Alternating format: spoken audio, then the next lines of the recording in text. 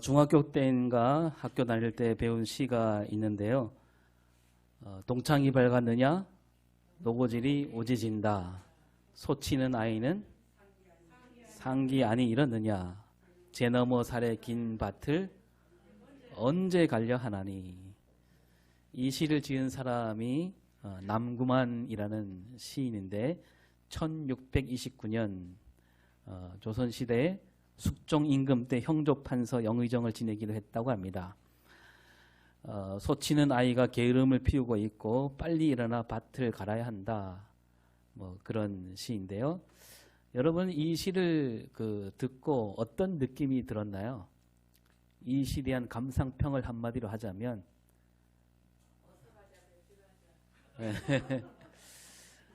또 뭐 사람마다 다르니까요. 어떤 생각이 들었습니까? 해야 될 일을 해야 된다. 뭐 그런 것도 있고. 저는 그때 이런 생각이 들었습니다. 옛날 아이들도 아침에 잠이 많았구나. 아주 옛날에도. 1977년 그러니까 이 시가 나온 지 300년이 지난 다음에 여러분 이런 노래가 나온 거 아세요? 아니 벌써 해가 솟았나. 창문 밖이 환하게 밝았네.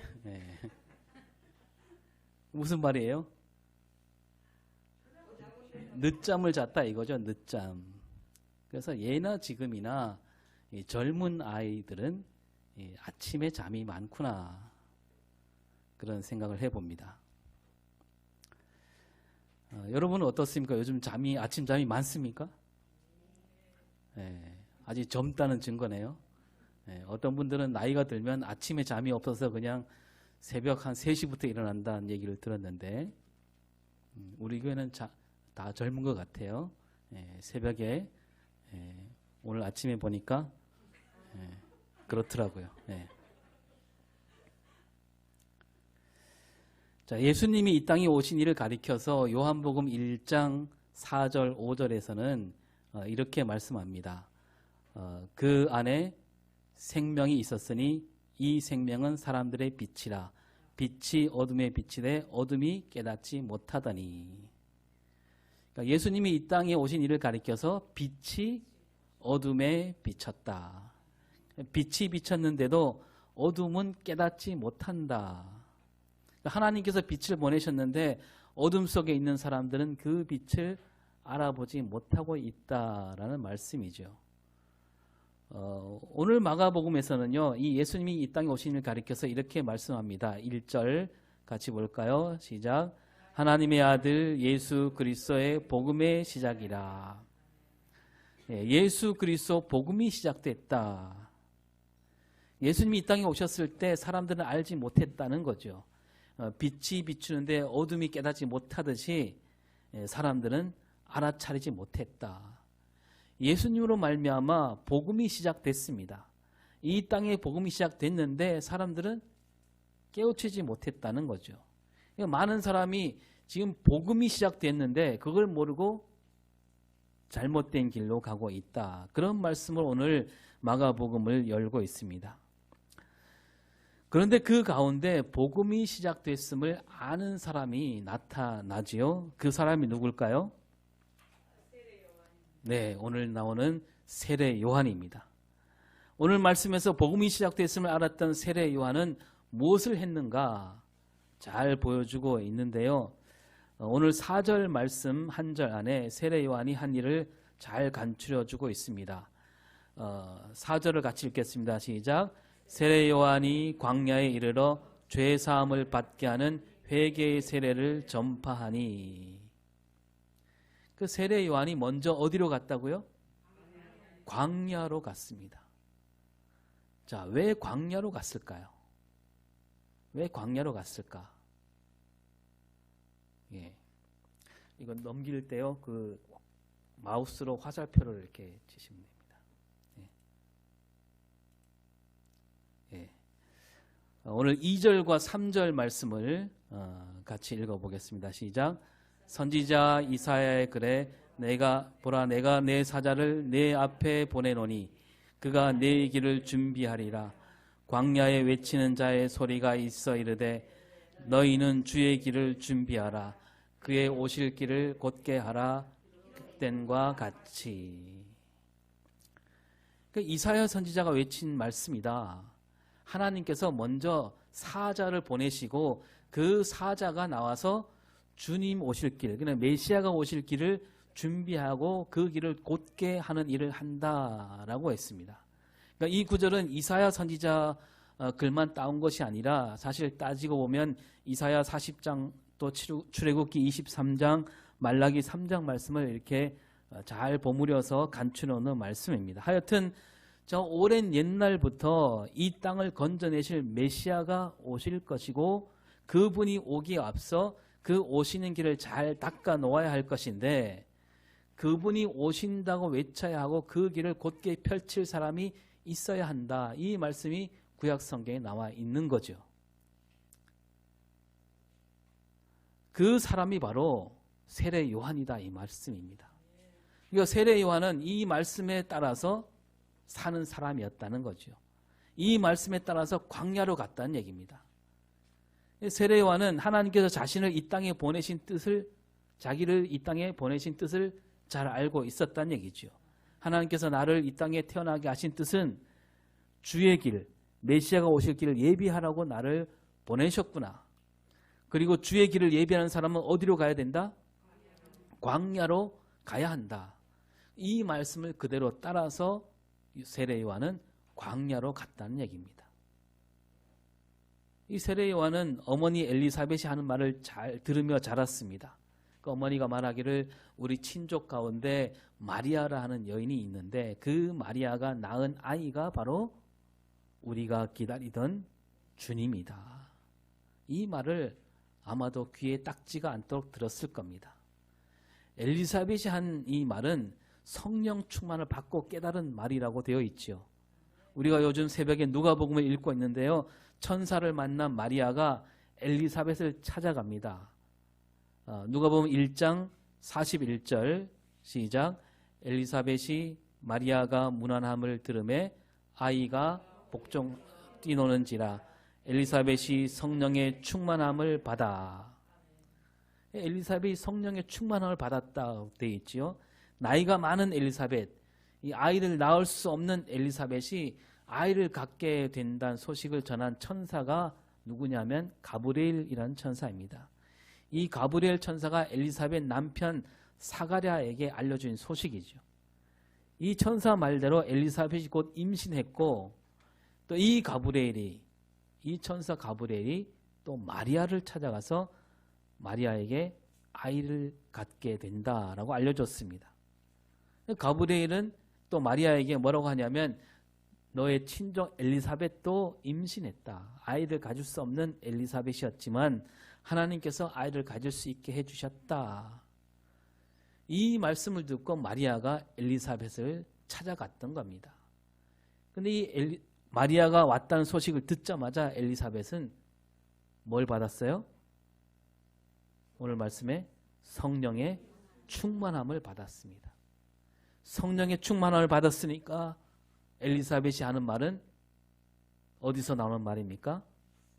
성령께서 이르시는 말이 되는 거죠.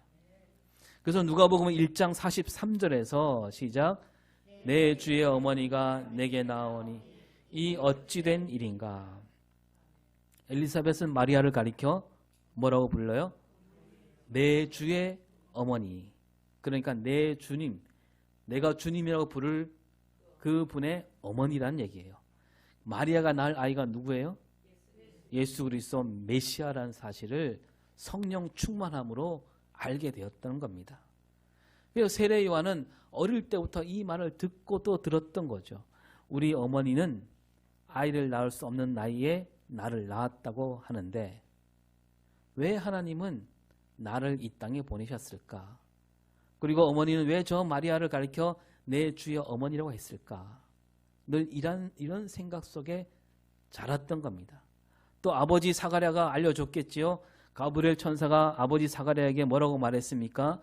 누가복음 1장 15절 16절에 이는 그가 주 앞에 큰 자가 되며 포도주나 독한 술을 마시지 아니하며 모태로부터 성령의 충만함을 받아 이스라엘 자손을 주 곧 그들의 하나님께로 많이 돌아오게 하겠습니다.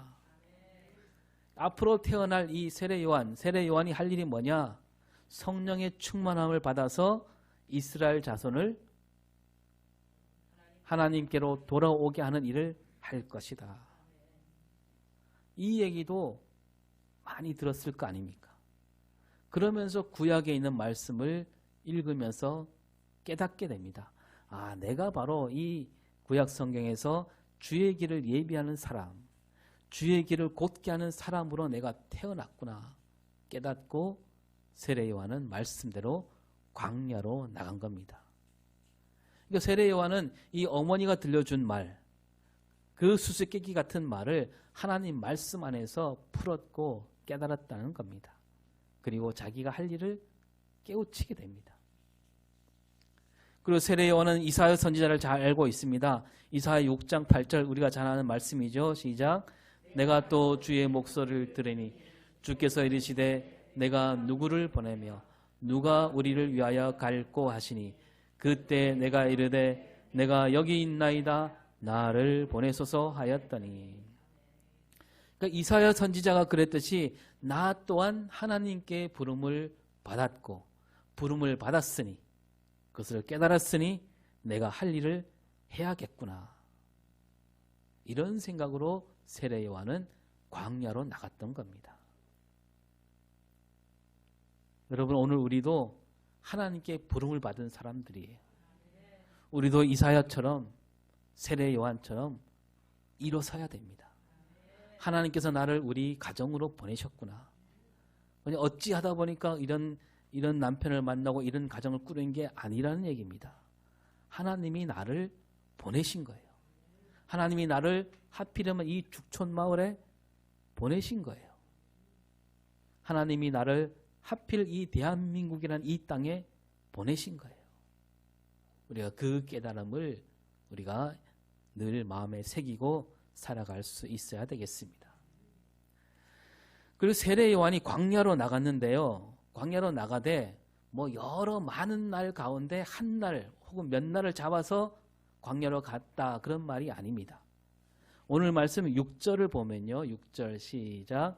요한은 낙타 털옷을 입고 허리에 가죽띠를 띠고 메뚜기와 석청을 먹더라. 그러니까 세례 요한이 가끔 광야로 나가서 생각날 때마다 광야로 나가서 회개의 세례를 전파했다. 이게 아니란 얘기죠. 세례 요한은 거기서 뭘 했습니까? 예, 살았어요. 광야로 나와서 아예 살았습니다. 세례 요한은 왜 광야로 나와 살았을까요? 그냥 집에 있다가 틈날 때마다 나와서 광야에서 외친 것이 아니라 왜 광야로 나와서 살았을까? 여러분 세례 요한이 어떤 집안일까요? 세례 요한 집안. 예.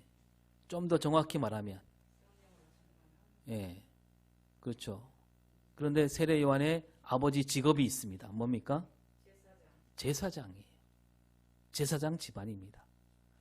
이 사가랴라는 사람인데 누가복음 1장 5절에 가볼까요? 시작.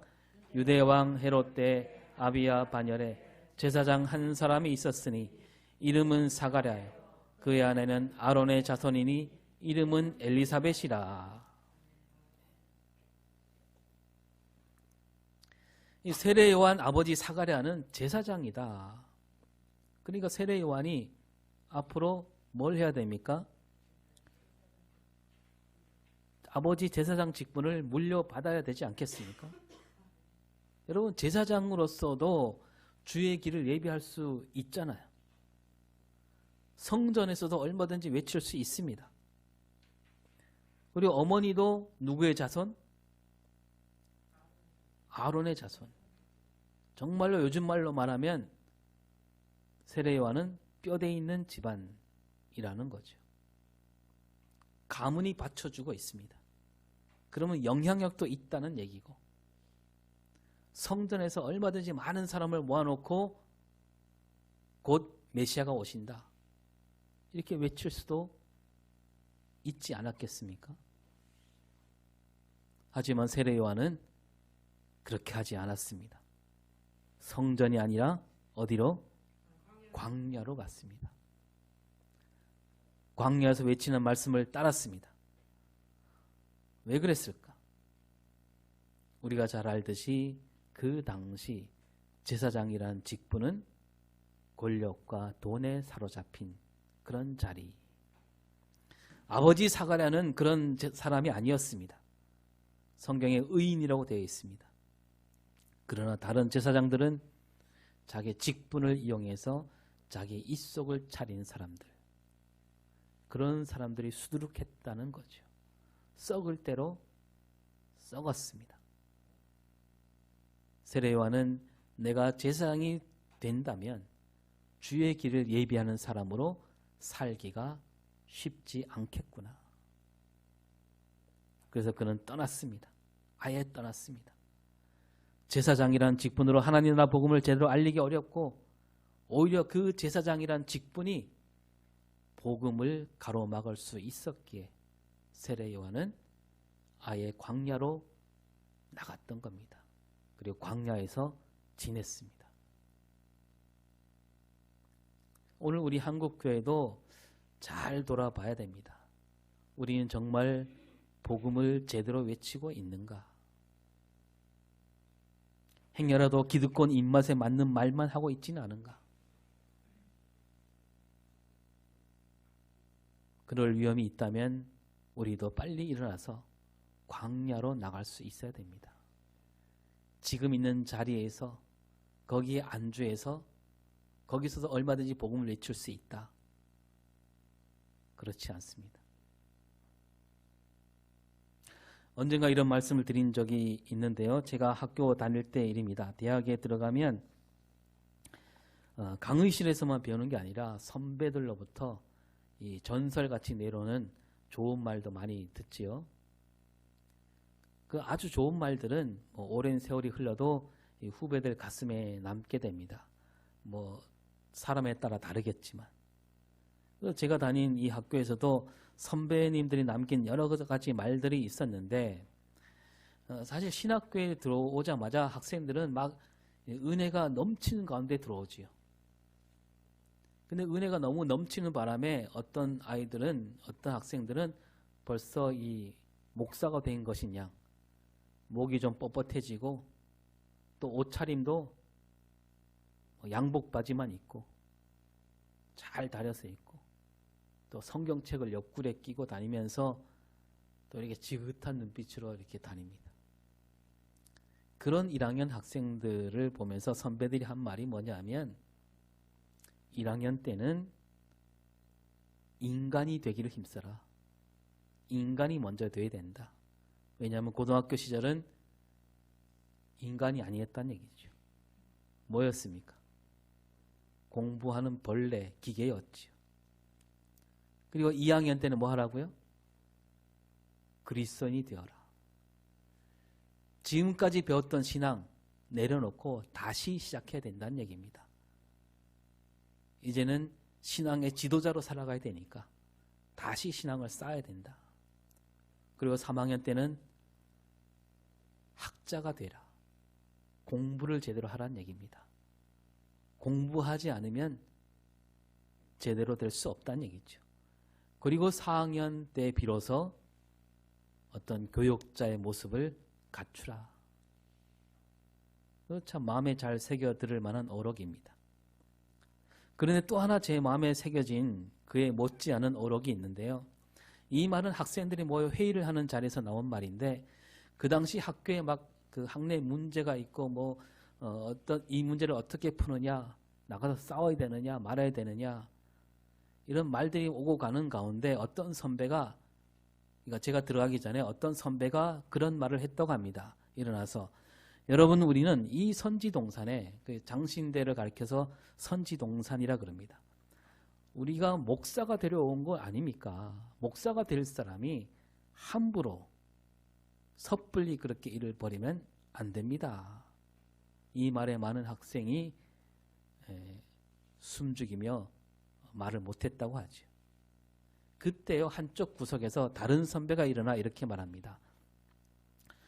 여러분, 우리는 이 선지동산에 목사가 되려고 온 것이 아닙니다. 우리는 하나님의 일을 하려고 온 것입니다. 지금 우리가 하고자 하는 일이 이게 하나님의 일이라면 하면 될 것이고, 그것이 하나님의 일이 아니라면 하지 말아야 되지 않겠습니까? 여러분, 저는 그 선배가 한 말 건너서 들었지만, 우리가 이 선지동산에 온 것이 목사가 되려 온 것이 아니라 하나님의 일을 하기 위해서 왔다는 이 말, 그 말은 저는 그때부터 마음에 깊이 새겼습니다. 지금도 그런 마음이죠.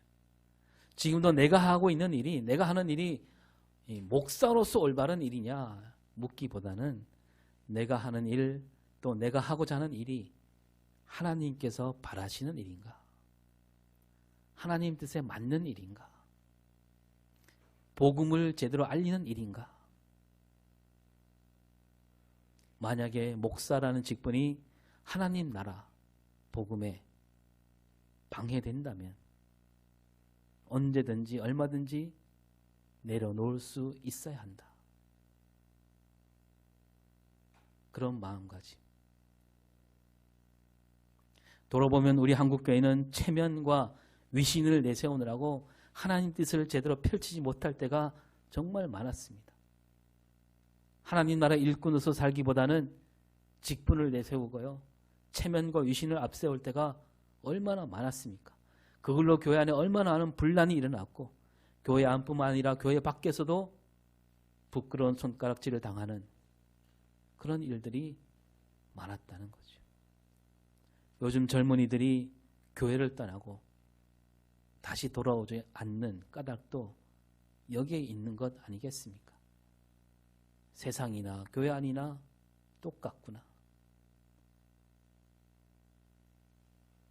우리는 세례 요한처럼 지금 내가 서 있는 자리가 방해가 될 것 같으면 일어서서 나갈 수 있어야 됩니다. 세례 요한이 회개의 세례를 전파하니까 많은 사람이 몰려왔다 그럽니다. 우리 5절을 볼까요? 시작. 온 유대 지방과 예루살렘 사람이 다 나아가 자기 죄를 자복하고 요단강에서 그에게 세례를 받더라. 온 유대 지방과 예루살렘 사람들이 다 세례를 받았다. 뭐 한 명도 빠지지 않고 다 세례를 받았다, 그런 뜻은 아니겠지요.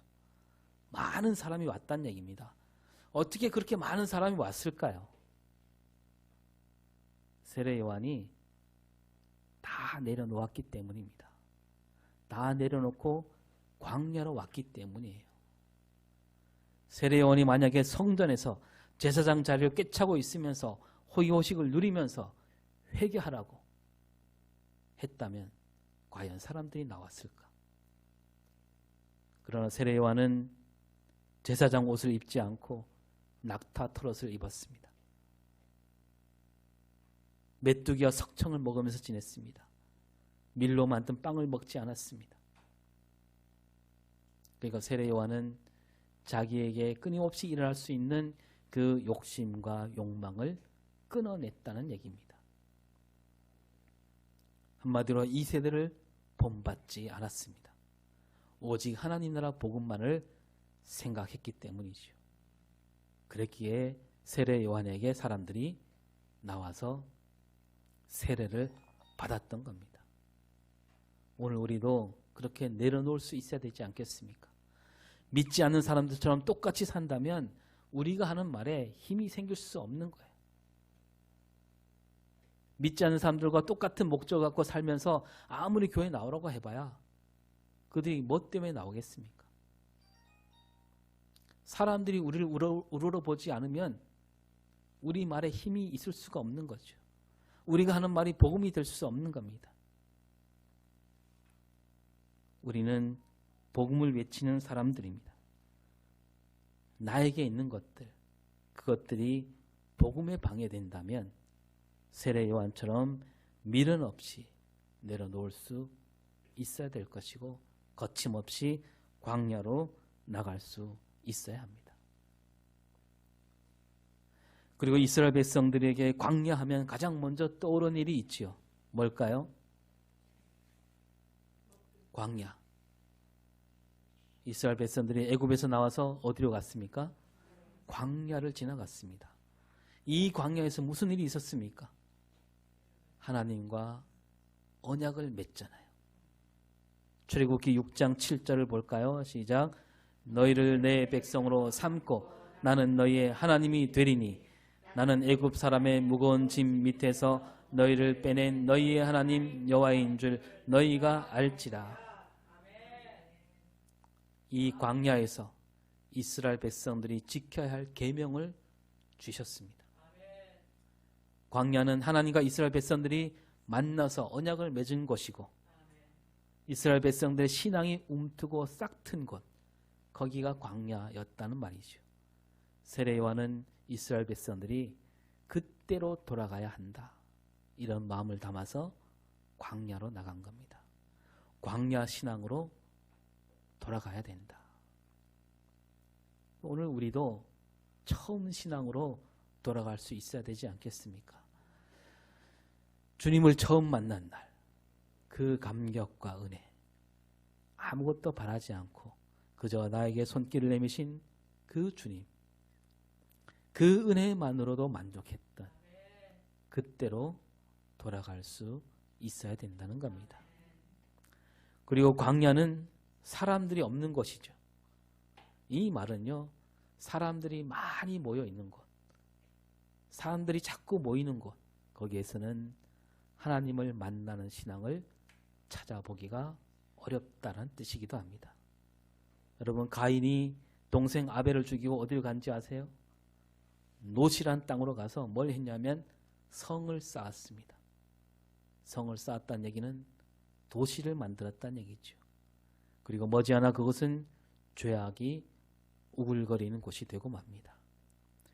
노아 홍수 이전에 이런 말씀이 있지요. 땅 위에 사람들이 많아지게 되었다. 사람들이 몰려 사는 곳, 거기에 죄악이 득실거렸다는 얘기입니다. 그래서 홍수 심판을 받았고요. 홍수 이후에 사람들이 또 어떻게 했습니까? 바벨이라는 곳에서 뭘 쌓으려고요? 탑을 쌓으려고 했습니다.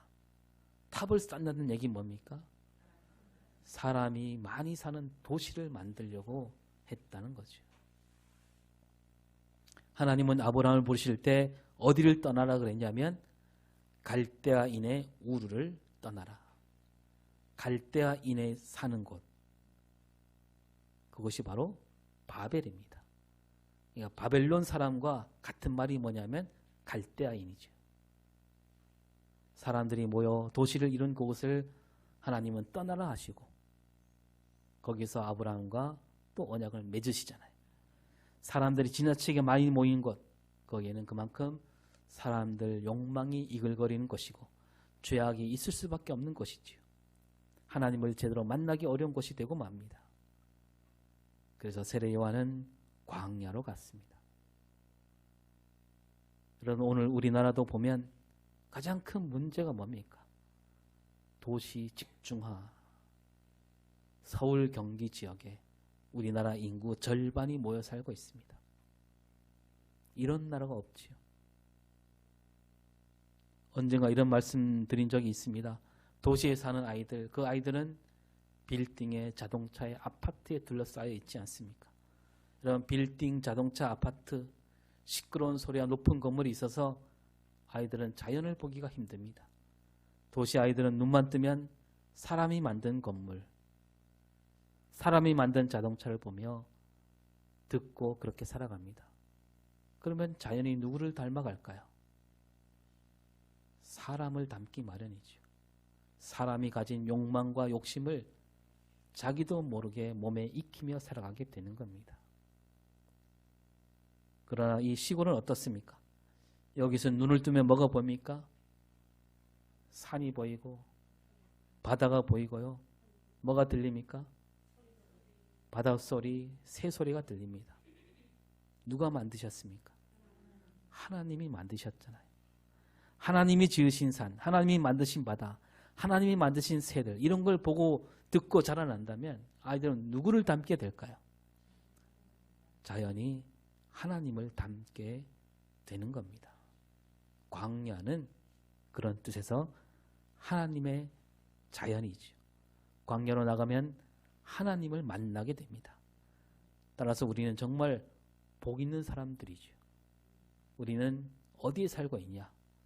하나님의 손길이 머물러 있는 곳, 하나님의 숨결이 느껴지는 곳, 우린 여기에 살고 있다는 이 복을 우리가 늘 기억할 수 있기를 바랍니다.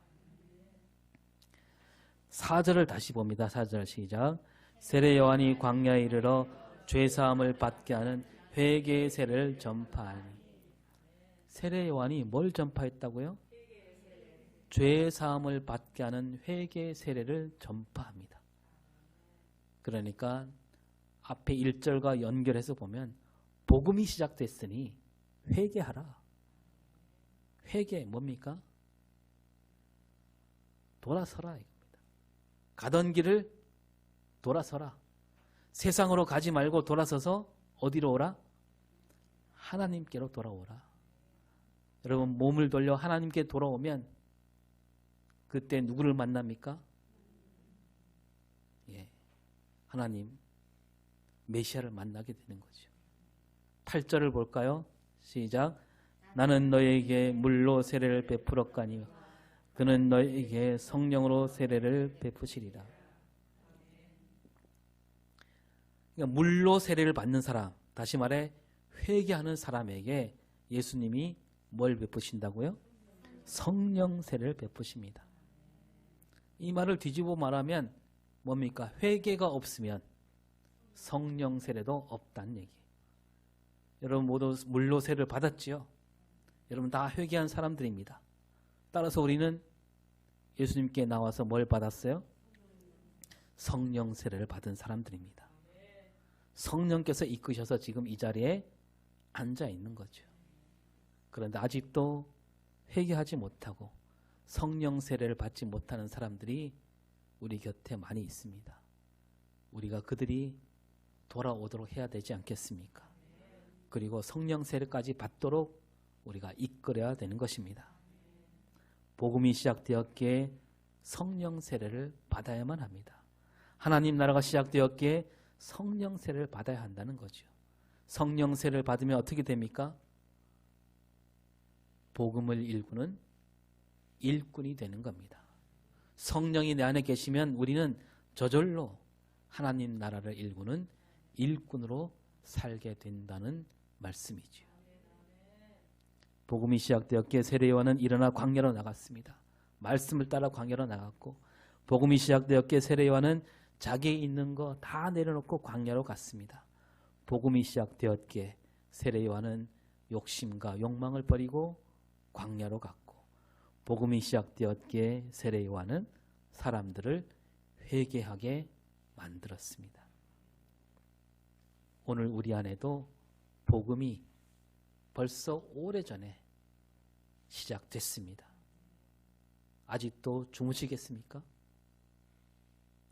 세례 요한처럼 말씀대로 살아갈 수 있기를 바랍니다. 다 내려놓고 욕심과 욕망을 끊어내고 아직 믿지 않는 이들에게 복음이 시작됐다고 널리 널리 알리는 우리 삶과 우리 신앙이 될 수 있기를 바랍니다. 기도하겠습니다. (2000년) 전 이 땅에 복음이 시작됐습니다. 저 광야로 나가 그 복음을 널리 외친 세례 요한, 오늘 우리는 무엇을 하고 있는지 돌아보게 하시고 세례 요한처럼 광야로 나가서 복음을 외치는 우리 삶과 우리 신앙이 되게 하여 주시옵소서. 감사드리며 예수님 이름으로 기도드립니다.